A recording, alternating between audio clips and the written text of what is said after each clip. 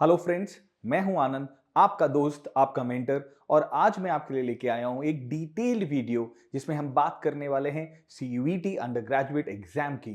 क्या है ये एग्जाम, कौन करवाता है ये एग्जाम, क्यों बन चुका है इतना पॉपुलर। आज डिटेल में बात करेंगे, पूरे विस्तार में बात करेंगे और कोशिश करूंगा कि बिल्कुल सिंपल भाषा में आपको समझाऊं कि क्या है ये सीयूईटी अंडर ग्रेजुएट प्रोग्राम। तो आज इस वीडियो को मैं 6 हिस्सों में डिवाइड करने वाला हूं और हम स्टार्ट करेंगे सीयूईटी के बारे में बेसिक जानकारी समझ के कि क्या होता है सीयूईटी और इसके कंडक्ट कराने वाली एजेंसीज के बारे में कुछ बात करेंगे। फिर बात करेंगे कौन सी ऐसी यूनिवर्सिटीज हैं जो सीयूईटी के स्कोर को एलिजिबिलिटी क्राइटेरिया मानती हैं अपने अंडरग्रेड कोर्सेज के लिए। बात करेंगे रजिस्ट्रेशन की, एग्जाम फॉर्मेट्स की, एलिजिबिलिटी क्राइटेरिया की, सब्जेक्ट ऑफरिंग्स की और एंड में बात करेंगे एडमिशन प्रोसेस की भी। राइट, सो डिटेल में, जैसे मैंने पहले कहा था, हम डिटेल में समझने वाले हैं आज सीयूईटी होता क्या है। कोशिश करेंगे बिल्कुल एक एक पॉइंट को कवर करने की। तो स्टार्ट करते हैं पहले पॉइंट से कि सीयूईटी होता क्या है। सो सीयूईटी दोस्तों है कॉमन यूनिवर्सिटीज एंट्रेंस टेस्ट। आगे जाने के पहले थोड़ी बात करते हैं इस टेस्ट की, इस एग्जाम की जरूरत क्यों आन पड़ी। तो दोस्तों कुछ साल पहले तक क्या होता था, अगर आपको कॉलेज में एडमिशन चाहिए, कॉलेज के अंडर ग्रेजुएट कोर्सेज में एडमिशन चाहिए, तो कॉलेज कुछ कट ऑफ निकालते थे। राइट, वो कट ऑफ जनरली डिपेंड करते थे सीबीएसई के 12th स्टैंडर्ड के मार्क्स के ऊपर। यहां बहुत बड़ा एक डिवाइड महसूस किया जाता था, क्योंकि बच्चे इंडिया में सिर्फ सीबीएसई के अंडर तो पढ़ते नहीं है, बच्चे स्टेट बोर्ड्स में से भी पढ़ते हैं, बच्चे आईसीएसई से भी पढ़ते हैं। और राइट, और ये सब बोर्ड्स में, और सीबीएसई, आईसीएसई, इन सब बोर्ड्स में कुछ ना कुछ डिफिकल्टी लेवल्स अलग अलग माने जाते थे। यानी क्या, यानी ये कि कुछ बोर्ड्स ये लगता था कि वो बच्चे जो किसी स्टेट बोर्ड से पढ़ रहे हैं वो ज्यादा डिफिकल्ट करिकुलम फेस करते हैं, वो ज्यादा डिफिकल्ट एग्जाम फेस करते हैं एज कंपेयर टू सीबीएसई। और कहीं जगह ये माना जाता था कि सीबीएसई के एग्जाम, सीबीएसई का करिकुलम थोड़ा डिफिकल्ट है कुछ स्टेट बोर्ड्स के एग्जाम के कंपैरिजन में। यानी ये कंप्लेंट सब लोग की होती थी कि कोई एक लेवल प्लेइंग फील्ड नहीं है, हमारे लिए कोई, हमें हमें हमारी कैपेबिलिटी को जांचने के लिए, मापने के लिए कोई समान मापदंड नहीं है इंडिया में। राइट, कोई एक बोर्ड के कट ऑफ के बेसिस पे कॉलेज एडमिशंस अनाउंस कर देते हैं, पर मैं एक डिफिकल्ट बोर्ड से निकल के आ रहा हूं, वहां पर इस लेवल के परसेंटेजेस आते ही नहीं हैं, तो मेरे साथ ये फेयरनेस नहीं है। राइट, और इसी चीज को कम करने के लिए, इसी चीज को खत्म करने के लिए government of India, ministry of education ने अनाउंस किया CUET, common universities entrance test, starting from the year 2022। Right, ये एग्जाम सब बोर्ड से आए हुए बच्चों को एक लेवल प्लेइंग फील्ड देता है कि आप सेम लेवल पे आके कंपीट करो और जीतो अपने ड्रीम कॉलेज में, अपने ड्रीम कोर्स में अपनी एक सीट। जितने भी बच्चे 12th कर चुके हैं या 12th करने वाले हैं, अब उन्हें ये एग्जाम देना है, common universities entrance test, undergraduate exam देना है to become eligible to participate in any undergrad course. किसी भी अंडरग्रेड कोर्स को करने के लिए अगर आपको एडमिशन चाहिए तो अब ये एग्जाम आपको देना पड़ेगा। कौन करवाता है ये एग्जाम? कंडक्ट करवाती है वो एजेंसी जो इंडिया के बेस्ट कॉम्पिटिटिव एग्जाम्स कंडक्ट करवाती है, एनटीए, नेशनल टेस्टिंग एजेंसी को ये जिम्मेदारी दी गई government of India, ministry of education द्वारा, कि आप कंडक्ट कराएं सीयूईटी के एग्जाम भी। एनटीए ही वो एजेंसी है दोस्तों जो कंडक्ट कराता है आपका नीट, आपका जेई जैसा एग्जाम भी। तो बहुत ही रिस्पॉन्सिबल एजेंसी, बहुत ही एक्सपीरियंस्ड एजेंसी के लोगों को ये काम दिया गया है कि इस लेवल का एग्जाम कंडक्ट कराया जाए। राइट, अब बात करते हैं कि ये एग्जाम इतना जरूरी बन क्यों गया, इतना पॉपुलर बन क्यों गया। क्योंकि अब ये है एक एग्जाम बन गया है, एक गेटवे जो आपके लिए ओपन करता है 250 प्लस यूनिवर्सिटीज जाने का एक रास्ता। राइट, मतलब एक एग्जाम और उसकी एक्सेप्टेबिलिटी कहां है? 250 से ज्यादा यूनिवर्सिटीज के अंदर, 48 सेंट्रल यूनिवर्सिटीज ले लीजिए, 35 से ज्यादा स्टेट यूनिवर्सिटीज ले लीजिए और 150 से ज्यादा प्राइवेट यूनिवर्सिटीज ले लीजिए। यानी कुल मिला के 250 से ज्यादा ऐसी यूनिवर्सिटीज हैं जो अपने अंडर ग्रेजुएट एग्जाम कोर्स में सीयूईटी के स्कोर को एलिजिबल मानती हैं एज एन एडमिशन क्राइटेरिया। उसी के बेसिस पे अपने कट ऑफ्स निकालती हैं, उसी के बेसिस पे एडमिशंस लिए जाते हैं। यानी बड़ी से बड़ी यूनिवर्सिटी की बात करें इंडिया में, दिल्ली यूनिवर्सिटी का नाम सबसे ऊपर आता है उस लिस्ट में। दिल्ली यूनिवर्सिटी के सारे कोर्सेज के लिए आज सारे अंडर ग्रेजुएट कोर्सेज के लिए आज CUET बन चुका है एकमात्र रास्ता जहां से आपको दिल्ली यूनिवर्सिटी जाने का मौका दिया जाएगा। यानी आपको अगर बीकॉम ऑनर्स करना है, SRCC से इकोनॉमिक ऑनर्स करना है, हिंदू से, आपके लिए एग्जाम कौन सा है? CUET, right. अब कोई 12th के मार्क्स के बेसिस पे कट ऑफ्स नहीं है, अब सिर्फ और सिर्फ CUET के मार्क्स के बेसिस पे कट ऑफ है। तो यदि आपका टारगेट है कोई भी सेंट्रल यूनिवर्सिटी, कोई भी स्टेट यूनिवर्सिटी या कोई भी बड़ी प्राइवेट यूनिवर्सिटी, आपके लिए रास्ता है सिर्फ और सिर्फ CUET को क्रैक करके आगे जाने का।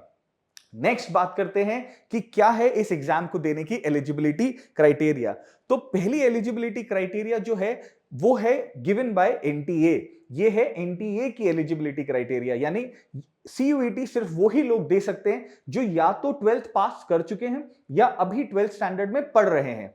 यानी क्या कि कोई बच्चा बिना 12th क्लियर करे CUET का एग्जाम नहीं दे सकता। यानी एग्जाम आप 12th क्लियर करने के बाद, 12th के एग्जाम देने के बाद ही दे सकते हैं। दूसरी एलिजिबिलिटी जो क्राइटेरिया है वो NTA की तरफ से नहीं है दोस्तों। वो क्राइटेरिया कौन सेट करते हैं? अलग अलग यूनिवर्सिटीज, अलग अलग कॉलेजेस अपने खुद के एडमिशन क्राइटेरिया सेट करते हैं। तो NTA की तरफ से सिर्फ एक ही एलिजिबिलिटी क्राइटेरिया है कि या तो आप 12th में होने चाहिए या 12th पास कर चुके होने चाहिए। कोई एज लिमिट नहीं प्रिस्क्राइब की है, यानी कोई भी जो 12th पास कर चुका है या 12th में है, किसी भी एज का बच्चा वो आज NTA का ये CUET एग्जाम दे सकता है। पर इसके साथ एलिजिबिलिटी क्राइटेरिया कॉलेज का, यूनिवर्सिटी का भी देखना पड़ेगा, क्योंकि कुछ कॉलेज यूनिवर्सिटीज अपने अंडर ग्रेजुएट कोर्सेज के एडमिशंस के लिए एक एज कैटेगरी डाल देते हैं, कोई स्पेसिफिक क्राइटेरियास डाल सकते हैं। यानी NTA ने कोई क्राइटेरिया प्रिस्क्राइब नहीं किया है, NTA की तरफ से एक ही क्राइटेरिया है, बट हमको चेक करना पड़ेगा कि हम किस कॉलेज में किस कोर्स को परसू करना चाहते हैं और क्या उस यूनिवर्सिटी का, उस कॉलेज का खुद का कोई एलिजिबिलिटी क्राइटेरिया भी है क्या बियॉन्ड CUET, राइट। अब बात करते हैं इसके रजिस्ट्रेशन प्रोसेस की। सो ये एक पूरी तरह से कंप्यूटर बेस्ड टेस्ट है। इसका रजिस्ट्रेशन भी ऑनलाइन होता है। आपको NTA के वेबसाइट पे जाके खुद को रजिस्टर करना पड़ेगा। कब ये होता है स्टार्ट? जनरली फरवरी मार्च के आसपास, यानी फरवरी मार्च के आसपास NTA अपने उस साल के CUET अंडरग्रेड एग्जाम के रजिस्ट्रेशंस ओपन करता है। और ये ऐसा 1-2 दिन के लिए नहीं ओपन होता है, इसमें आपको काफी लंबा समय मिलता है, कम से कम 3 हफ्ते का समय मिलता है। जब तक ये पोर्टल ओपन रहता है रजिस्ट्रेशन कर सकते हैं। पर बहुत सारे बच्चे, क्योंकि इस समय बोर्ड्स भी चल रहे होते हैं, उनकी तैयारी में बिजी होते हैं और वो भूल जाते हैं कि हमें ये करना है, और फिर लास्ट डेट्स पे बहुत ज्यादा पैनिक होता है या डेट्स मिस हो जाती हैं। तो मेरी रिक्वेस्ट उन सभी बच्चों से जो अभी 12th में हैं, प्लीज अभी से अपने मोबाइल में या कहीं पर जहां पढ़ते हैं अपने सामने लिख लीजिए कि आपको फरवरी के बाद हर वीक में एक बार NTA का वेबसाइट चेक करना है, CUET के रजिस्ट्रेशन के बारे में चेक करना है। जो बच्चे हमसे जुड़े हैं, वॉल स्ट्रीट स्कूल जूनियर के ग्रोथ स्क्वाड का मेंबर है, उन्हें हमारी तरफ से मैसेज दिए जाते हैं ताकि वो अवेयर रहें। उन्हें बार बार ये इंफॉर्मेशन दी जाती है कि अब रजिस्ट्रेशन ओपन हो चुके हैं, राइट। पर मैं ये रिक्वेस्ट करना चाहता हूं हर एक बच्चे से, प्लीज या तो अपने मोबाइल में एक इवेंट फीड करके रखें, कैलेंडर में एक इवेंट फीड करके रखें। फरवरी मार्च के आसपास मुझे हर वीक चेक करना है NTA का वेबसाइट एक बार, और या फिर जहां पढ़ाई करते हैं उसके सामने लिख के रखें कि फरवरी मार्च के आसपास ओपन होंगे, तो मुझे ध्यान रहना है। बहुत सारे बच्चे लास्ट मिनट तक वेट करते हैं, फिर वेबसाइट हैंग होती है और बहुत सारे प्रॉब्लम्स होते हैं। तो प्लीज तीसरे हफ्ते, चौथे हफ्ते का वेट ना करें, ग्रेस पीरियड का वेट ना करें। जैसे ही रजिस्ट्रेशन होते हैं 1 घंटा और उससे भी कम का समय लगता है दोस्तों, 45 मिनट्स टू 1 आवर लगता है मैक्सिमम ये रजिस्ट्रेशन करने के लिए। बहुत ज्यादा लंबा समय नहीं लगेगा, बहुत थोड़े से समय में आपका एक काम हो जाएगा। तो प्लीज इस चीज को ध्यान रखें, ठीक है। एग्जाम्स कब होते हैं? एग्जाम्स होते हैं आपके बोर्ड एग्जाम्स हो जाने के बाद। तो चाहे स्टेट बोर्ड हो, चाहे CBSE हो, ICSE हो, यूजुअली मार्च के एंड तक सबके एग्जाम्स खत्म हो जाते हैं और उसके बाद आपके पास करीब 40-45 दिन का समय होता है, क्योंकि CUET का जो एग्जाम है वो जनरली स्टार्ट होता है मई 2nd वीक के ऑनवर्ड्स। जैसे अगर CUET 2025 की बात करें तो वो 13-14 मई के आसपास स्टार्ट हुआ था। तो आपके पास आपके बोर्ड एग्जाम्स के बाद भी कुछ 40-45 दिन है तैयारी करने के लिए CUET की। और फिर फेजेस में होते हैं इनके एग्जाम्स, अब अलग अलग शिफ्ट्स में एग्जाम होते हैं। इसके बारे में और बात करेंगे आगे इस वीडियो में, राइट। ये एग्जाम कराया कहां जाता है? ये एग्जाम देने के लिए आपके पास प्रेफरेंस ऑप्शंस होंगे। जब आप रजिस्ट्रेशन फॉर्म भरते हैं तो आपको एग्जाम सेंटर का भी प्रेफरेंस भरना पड़ेगा। इंडिया में 285 सिटीज में ये 2025 में कंडक्ट कराया गया था और 15 सिटीज आउटसाइड इंडिया भी कंडक्ट कराया था। यानी वो बच्चे जो इंडिया के बाहर हैं पर पढ़ना चाहते हैं इंडिया के किसी कॉलेज, इंडिया की किसी यूनिवर्सिटी से एक अंडर ग्रेजुएट कोर्स, तो उन्हें भी सीयूईटी देना पड़ेगा। और इंडिया के बाहर भी 15 सिटीज में सीयूईटी कंडक्ट करवाया गया था। तो इंडिया में 285 सिटीज, आपके पास 3 या 4 सिटीज भरने का प्रेफरेंस होता है। और आप उसके अलावा इंडिया के बाहर भी जो बच्चे हैं उनके पास भी ऑप्शन है, वो 15 सिटीज में से हो सकता है 2026 में ये रीच और बढ़ा दी जाए। जैसे मैंने पहले बोला कि ये होता है पूरी तरह से कंप्यूटराइज्ड बेस्ड टेस्ट। और 2025 में एक मेजर चेंज ये था कि अब सारे क्वेश्चंस कंपलसरी कर दिए गए थे। 2024 तक क्या होता था, क्वेश्चंस होते थे 60, उसमें से 50 अटेम्प्ट करने होते थे, ऐसा कुछ ऑप्शंस चले आते थे। बट 2025 के एग्जाम पैटर्न में सबसे बड़ा चेंज ये था कि अब सारे क्वेश्चंस कंपलसरी कर दिए थे। यानी आपको सारे के सारे क्वेश्चंस अटेम्प्ट करने हैं। और ये कॉम्पिटिटिव एग्जाम है तो ऑब्वियसली नेगेटिव मार्किंग तो होती ही है। यानी for every correct answer you get +5 marks and for every wrong answer you get a -1। तो बहुत सोच समझ के एग्जाम अटेम्प्ट करना होता है, फालतू के गेसेस नहीं देने होते हैं, क्योंकि ये नेगेटिव मार्किंग बन जाता है आपके रिजल्ट्स को नीचे लाने का एक कारण। -1 you will lose for every wrong answer. अगर क्वेश्चन अटेम्प्ट नहीं किया है तो कोई मार्क्स ना तो मिलेंगे और ना डिडक्ट किए जाएंगे। ठीक है, अब बात करते हैं एग्जाम आप कौन सी भाषाओं में दे सकते हैं, एग्जाम का मीडियम कौन सा है।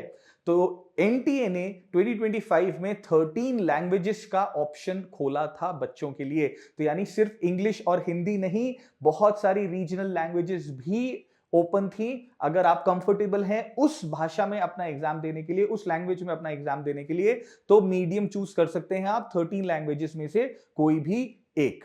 तो अब बात करते हैं एक बहुत इंपॉर्टेंट टॉपिक के बारे में कि सीयूईटी में आपको कितने पेपर देने हैं, कौन से सब्जेक्ट्स के पेपर आपको देने हैं। तो फ्रेंड्स, सीयूईटी में आप मैक्सिमम 5 सब्जेक्ट्स के पेपर दे सकते हैं। इन 5 में से एक लैंग्वेज होना जरूरी है, राइट। और आपको कुछ डोमेन सब्जेक्ट्स चूज करने हैं और फिर एक एप्टीट्यूड का भी टेस्ट है।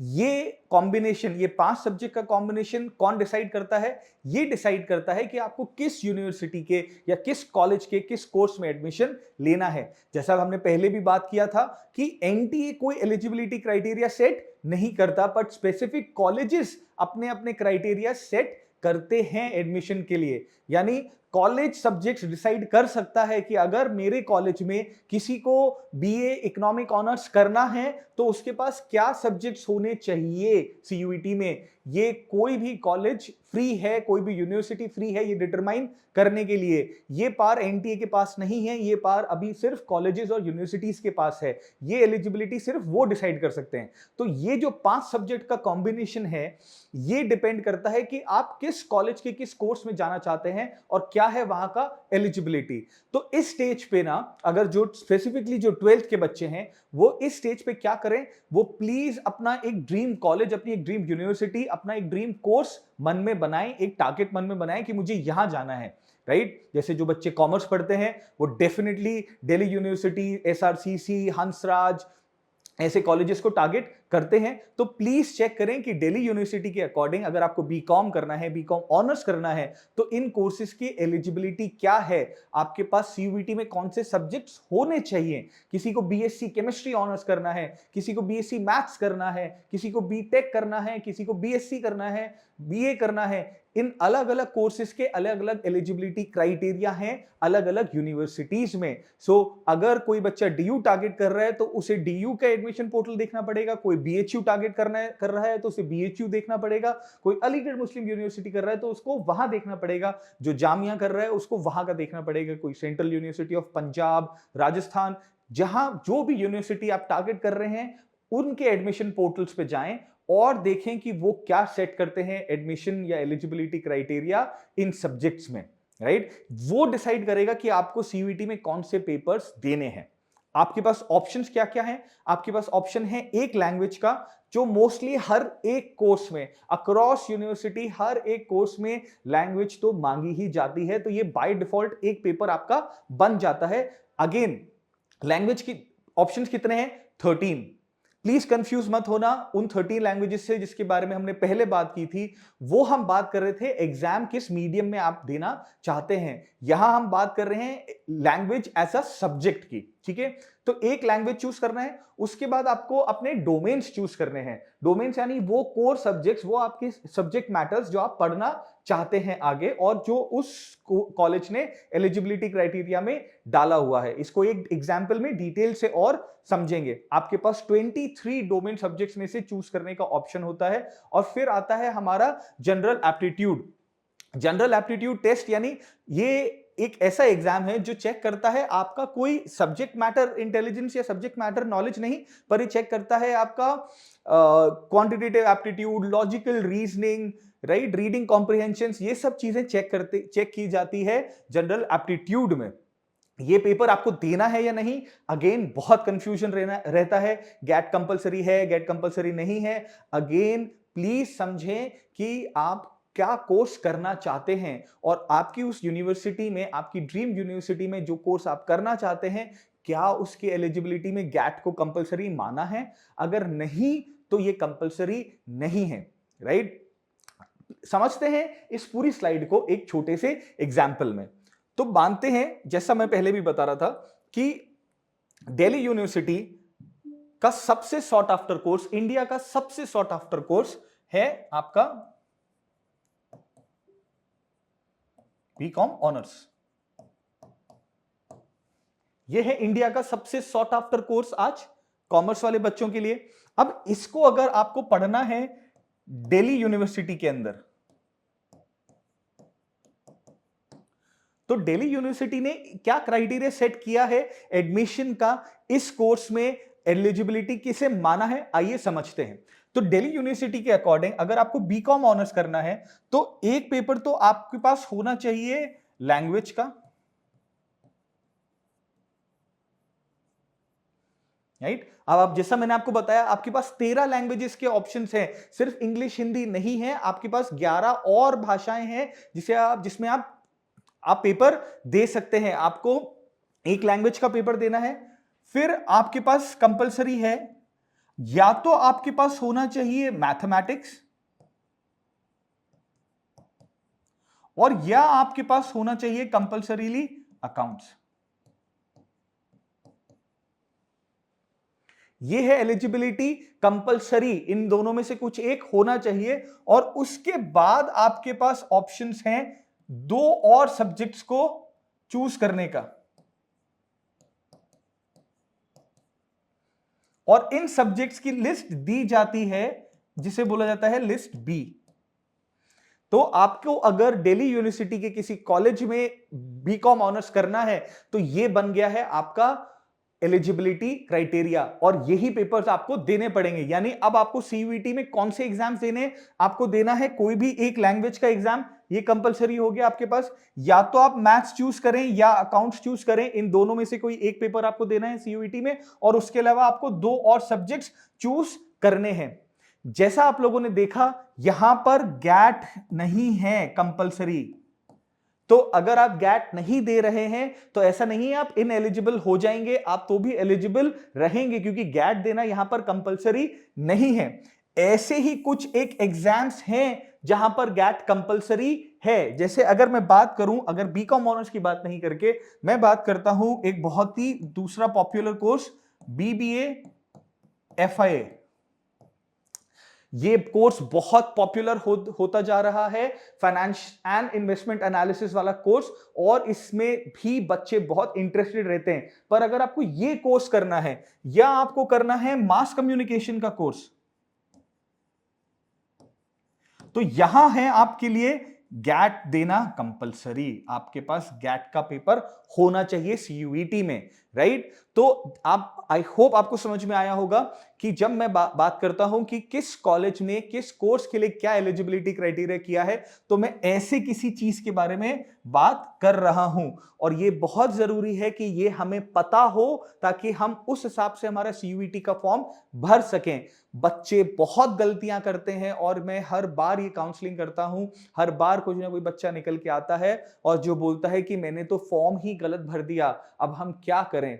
कई बार एनटीए आपको मौका देता है चेंज करने का, कई बार नहीं। तो प्लीज हम ये रिस्क उठाएंगे ही नहीं। हम पहले मैप करेंगे कि हमें करना क्या है, मुझे कौन सा कोर्स टारगेट करना है, किस यूनिवर्सिटी में टारगेट करना है और उस यूनिवर्सिटी का क्या है एलिजिबिलिटी क्राइटेरिया। पहले हम वो डिसाइड कर लेंगे और उसके बाद हम अपना सीयूईटी का फॉर्म भरेंगे, उसके पहले नहीं भरेंगे। ठीक है। और इसको करने के लिए आपको फरवरी मार्च तक का वेट करने की जरूरत नहीं है। यूनिवर्सिटीज जनरली अपना एलिजिबिलिटी क्राइटेरिया चेंज नहीं करती हैं। तो प्लीज जो बच्चे अभी 12th में हैं वो 2025 वाला एलिजिबिलिटी देखें। एटलीस्ट एक माइंडसेट बनेगा आपका, एटलीस्ट आपको समझ में आएगा कि मैं क्या बात कर रहा हूं और उस हिसाब से अपने सब्जेक्ट मैप करें। मोस्टली यूनिवर्सिटीज दिसंबर से जनवरी के बीच में अपने बुलेटिन पब्लिश करती है, एनटीए भी अपना बुलेटिन पब्लिश करती है। तब हम और देखेंगे, तब अगर हमें कुछ करना है चेंज अपनी अंडरस्टैंडिंग में तो फिर करेंगे। बट आज जो इंफॉर्मेशन हमारे पास है उसके अकॉर्डिंग तो हम तैयारी थोड़ी बहुत तो शुरू कर सकते हैं ना। तो प्लीज देखो आज कि तुम्हें क्या करना है, कौन सा सब्जेक्ट लेना है सीयूईटी में। प्लीज, बहुत सारे बच्चे ये गलती करते हैं कि हमको तो बीकॉम ऑनर्स करना था पर आपने मैथ्स और अकाउंट्स में से कोई भी चूज नहीं किया। आपने गैट ले लिया, आपने बिजनेस स्टडीज ले लिया, आपने इकोनॉमिक ऑनर्स ले लिया, आपने इकोनॉमिक्स ले लिया। अब आपके पास ना मैथ्स बचा और ना अकाउंटेंसी बची, तो आपको कैसे मिलेगा बीकॉम ऑनर्स करना, राइट? और फिर आप कुछ नहीं कर पाएंगे। या तो आपको वो अपना मन पसंदीदा कोर्स नहीं मिलेगा, उसे छोड़ना पड़ेगा, और या फिर एक साल ड्रॉप लेना पड़ेगा। ठीक है, ये बहुत डिफिकल्ट चॉइसेस बन जाती हैं लाइफ में इस यंग एज पे। तो हम इन सबको कैसे एक बहुत ही सिंपल चीज करके इन सबसे दूर जा सकते हैं ना, इन्हें अवॉइड कर सकते हैं कि हम पता लगा सकते हैं कि हमें पेपर कौन से देने हैं, और वो डिसाइड करेगा आपका यूनिवर्सिटी का एलिजिबिलिटी क्राइटेरिया, राइट? तो प्लीज आज ही चेक करो अपने ड्रीम कॉलेज में, अपने ड्रीम यूनिवर्सिटी में आपको जो कोर्स करना है उसका क्या है एलिजिबिलिटी क्राइटेरिया, और लिख के रखो कहीं, क्योंकि ये काम आएगा आपको जब आप अपनी सीयूईटी के फॉर्म्स भर रहे होगे। तो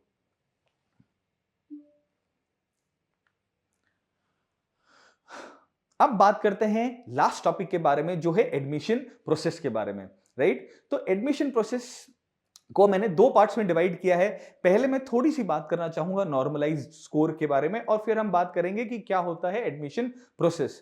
तो नॉर्मलाइज्ड स्कोर क्या होता है दोस्तों? जैसा मैंने पहले बताया कि आपको अपना अपना कॉम्बिनेशन भरना है एग्जाम देने में। आपको किसी को, कोई भरेगा सीयूईटी का पेपर इंग्लिश देने के लिए, कोई भरेगा अकाउंट्स देने के लिए, कोई भरेगा बिजनेस स्टडीज के लिए, कोई भरेगा केमिस्ट्री के लिए, राइट? और ऐसे ऐसे अलग अलग कॉम्बिनेशंस बच्चे भरते हैं।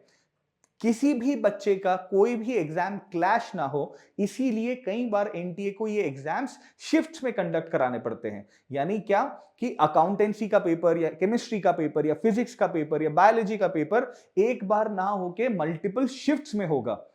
यानी क्या कि वो एक ही पेपर मल्टीपल बार दिया जाएगा? नहीं, वो तो फिर डिसएडवांटेज हो जाएगा ना। जिसने फर्स्ट टाइम दिया, अगर वो सेम ही पेपर सेकेंड शिफ्ट में के बच्चों को भी मिल रहा है तो उनके लिए एडवांटेज है, और जिन्होंने फर्स्ट शिफ्ट में दिया उनके लिए डिसएडवांटेज है। तो इसीलिए मल्टीपल सेट्स ऑफ पेपर बनाए जाते हैं, अलग अलग सेट ऑफ पेपर बनाया जाता है अलग अलग शिफ्ट के लिए। उस सिचुएशन में क्या होता है, कई बार किसी शिफ्ट में कोई ज्यादा डिफिकल्ट पेपर चला जाता है और कुछ कई शिफ्ट्स में कुछ इजी पेपर चला जाता है। इन सारे स्कोर्स को आप बेंचमार्क कैसे करोगे? जिसके जिस जिस शिफ्ट में इजी पेपर चला गया है वहां के स्कोर्स बहुत अच्छे निकल के आएंगे, और अगर किसी शिफ्ट में बहुत थोड़ा डिफिकल्ट एक पेपर चला गया तो वहां के स्कोर्स उतने अच्छे नहीं निकल के आएंगे। पर ये तो वही प्रॉब्लम वापस जनरेट हो गई जिसके लिए सीयूईटी इंट्रोड्यूस हुआ था, multiple different difficulty levels, right? और इसको पार करने के लिए एनटीए क्या करता है, स्कोर्स नॉर्मलाइज करता है, और स्कोर्स नॉर्मलाइज करने के लिए परसेंटाइल मेथड यूज करता है। बहुत ज्यादा इस डिटेल में इस बारे में बात नहीं करेंगे, एक अलग से वीडियो कोशिश करूंगा इसको लेके आने के लिए। दो मैं बहुत ज्यादा इंटरेस्टेड नहीं रहता नॉर्मलाइजेशन के बारे में बात करने में, क्योंकि बहुत हो हल्ला मचता है, बहुत शोरगुल मचता है जब रिजल्ट्स आते हैं कि नॉर्मलाइजेशन के कारण ये हो गया वो हो गया। ठीक है, पर मैं सिंपल सी बात एक चीज सबको बोलता हूं, क्या ये आपके हाथ में है? पॉलिसी चेंज होती है, अगर इसकी जगह कोई और मेथड आता है, वो लाना आपके हाथ में है क्या? नहीं ना। तो जो भी पॉलिसी है उसके अकॉर्डिंग हम तैयारी करेंगे, हम अपनी मेहनत पे, अपनी प्रिपरेशन पे ध्यान देंगे, ये सब नॉइस के बारे में बात नहीं करेंगे। ठीक है, मैं आप ज्यादा बात करना चाहता हूं इस एडमिशन प्रोसेस के बारे में। यानी क्या, बच्चों को क्या लगता है कि मैंने तो सीयूईटी दे दिया, मेरे बोर्ड्स हो गए, सीयूईटी हो गया, अब मेरा एडमिशन अपने आप हो जाएगा। बिल्कुल भी नहीं friends, there are no free lunches, right? मतलब कि कोई भी चीज आपको ऐसे फ्रीली घर बैठे बैठे हाथ धरे पे नहीं मिलती, आपको मेहनत करनी पड़ेगी। सीयूईटी देने के बाद अब क्या होगा, जब आपके रिजल्ट्स आएंगे, जब वो सारे शिफ्ट्स के पेपर्स एनालाइज होंगे, जब सबके पहले रॉ स्कोर्स निकलेंगे, उसके बेसिस पे नॉर्मलाइज स्कोर्स निकलेंगे, वहां से बनेंगे परसेंटाइल्स। हर एक बच्चे का अपना एक परसेंटाइल बनेगा, राइट? और वो परसेंटाइल जो है वो डिपेंड करेगा कि क्या कौन सा कॉलेज क्या कट ऑफ निकाल रहा है। यानी कॉलेजेस को क्लियर इंस्ट्रक्शंस हैं, रॉ स्कोर के बेसिस पे नहीं, नॉर्मलाइज स्कोर्स के बेसिस पे परसेंटाइल्स जो कैलकुलेट किए गए हैं उन्हें ही बनाना है एलिजिबिलिटी क्राइटेरिया, उन्हें ही बनाना है कट ऑफ्स का क्राइटेरिया। और परसेंटाइल्स होते क्या है? परसेंटाइल्स परसेंटेजेस नहीं होते। परसेंटाइल्स आपको बताते हैं कि आपका स्कोर कितने लोगों से बेटर है और कितने लोग हैं जो आपसे ऊपर हैं। मतलब अगर किसी बच्चे का स्कोर है 90 परसेंटाइल, उसका मतलब क्या है कि उसका जो स्कोर है वो स्कोर 90% लोगों से ज्यादा अच्छा है, और उस स्कोर के ऊपर सिर्फ 10% लोग ही हैं जिनका स्कोर बेटर है। 90% नहीं है, वो 90% टाइल है। 10% लोगों का स्कोर आपसे बेटर है और 90% लोगों का स्कोर आपसे बेटर नहीं है, आपसे कम है। यानी आप बेटर हो 90% लोगों से और आपके ऊपर सिर्फ 10% लोग ही हैं। और ये परसेंटाइल्स बन जाते हैं एलिजिबिलिटी क्राइटेरिया फॉर डिसाइडिंग कि आप कॉलेजेस में कट ऑफ क्या जाएगा, राइट? उसके बाद हर एक कॉलेज का अपना एक काउंसलिंग प्रोसेस होता है। यानी सीयूईटी का रिजल्ट आ गया, अब मेरा एडमिशन अपने आप हो गया? नहीं, आपको क्या करना होगा, उस पर्टिकुलर यूनिवर्सिटी का, उस पर्टिकुलर कॉलेज का काउंसलिंग अटेंड करना पड़ेगा। यानी एक पूरा प्रोसेस है सीट एलोकेशन का। दिल्ली यूनिवर्सिटी में इस प्रोसेस को बोला जाता है CSAS, common seat allocation system. यानी हर एक बच्चा जिसने सीयूईटी दिया है और जो चाहता है दिल्ली यूनिवर्सिटी के किसी भी कोर्स में अंडर ग्रेजुएट कोर्स में एडमिशन लेना, उससे पहले खुद को रजिस्टर करना पड़ेगा दिल्ली यूनिवर्सिटी के पोर्टल पे। सेम चीज होती है अगर आप आईपी यूनिवर्सिटी की बात करें, सेम चीज होती है बीएचयू में, सेम चीज होती है जामिया में, अलीगढ़ मुस्लिम यूनिवर्सिटी में, अक्रॉस वो सारी यूनिवर्सिटीज जहां पर सीयूईटी के स्कोर को एलिजिबिलिटी क्राइटेरिया मानते हैं। हर एक यूनिवर्सिटी अपना खुद का एक एडमिशन प्रोसेस रन करती है, जिसके लिए आपको रजिस्टर करना पड़ेगा, जहां आपको अपनी सीयूईटी की मार्कशीट अपलोड करनी पड़ेगी, और भी कुछ डॉक्यूमेंट्स अपलोड करने पड़ सकते हैं, और उसके बाद वहां की मेरिट लिस्ट निकलेगी। वो कॉलेज, वो यूनिवर्सिटी आपके कोर्स की मेरिट लिस्ट पब्लिश करेगा और आपके स्कोर के बेसिस पे आपका रैंक उस मेरिट लिस्ट में रिफ्लेक्ट होगा। ये पूरा काउंसलिंग प्रोसेस अटेंड करना बहुत जरूरी होता है। बच्चे फिर यही गलती करते हैं कि सोचते हैं सीयूईटी दे दिया, अब कॉलेज घर आएगा मुझे लेने के लिए। ऐसा बिल्कुल नहीं होगा फ्रेंड्स, आपको मेहनत करनी पड़ेगी उस कॉलेज तक, अपने ड्रीम कॉलेज तक पहुंचने में। तो हर एक कॉलेज का अपना एक एलिजिबिलिटी क्राइटेरिया जो वो अनाउंस करता है, हर एक कॉलेज अपना एक एडमिशन प्रोसेस अनाउंस करता है, उसको प्लीज फॉलो करें, राइट? ये सब होता है एनटीए के रिजल्ट्स डिक्लेयर करने के बाद, और इन सब चीजों में एनटीए का कोई रोल नहीं है। यानी रिजल्ट्स अनाउंस हुए, उसके बाद एनटीए का रोल खत्म, उसके बाद सारी चीजें कॉलेज और यूनिवर्सिटीज के ऊपर है। तो वो फॉलो करना आपको बहुत जरूरी है, ठीक है? जो भी अपनी ड्रीम यूनिवर्सिटी है उसको, उसके वेब पेज को बुकमार्क बना के रखो, ताकि आप बिना टाइम वेस्ट करे डायरेक्टली वहां जाके देख सको। जो बच्चे 12th में है, फिर रिक्वेस्ट करता हूं, थोड़ा टाइम निकालो, 15-20 मिनट लगेंगे, अपनी ड्रीम यूनिवर्सिटी के वेबसाइट पे जाओ, वहां पर 2025 के एडमिशन की बुलेटिन अभी भी अवेलेबल होगी। प्लीज देखो कि कैसे वो इस एडमिशन प्रोसेस को रन करते हैं, थोड़ा खुद को फेमिलराइज करो। हम लोग तो हैं ही आपको गाइड करने के लिए, पर सेल्फ गाइडेंस से बढ़िया और कोई गाइडेंस नहीं हो सकती। तो थोड़ा सा टाइम निकाल के, इंस्टाग्राम से बाहर निकल के, उस रील स्क्रोलिंग से बाहर निकल के आज एक अपनी ड्रीम यूनिवर्सिटी का पेज भी स्क्रोल करना, ठीक है? ये था एक डिटेल्ड वीडियो सीयूईटी के ऊपर। मैं कोशिश की मैंने आज की मैं बिल्कुल सरल भाषा में, बिल्कुल आम भाषा में बिल्कुल सिंप्लीफाई करके समझाऊं कि सीयूईटी क्या होता है, किसे देना है, कौन दे सकता है, देने के बाद क्या अपॉर्चुनिटीज खुलती हैं, राइट। आई होप आपको पसंद आया होगा। कोई भी डाउट अगर आपको लगता है किसी भी बच्चे को कोई भी गाइडेंस की जरूरत है, I am just a comment away, I am just a ping away, please leave a comment and I will reach out to you. Thank you.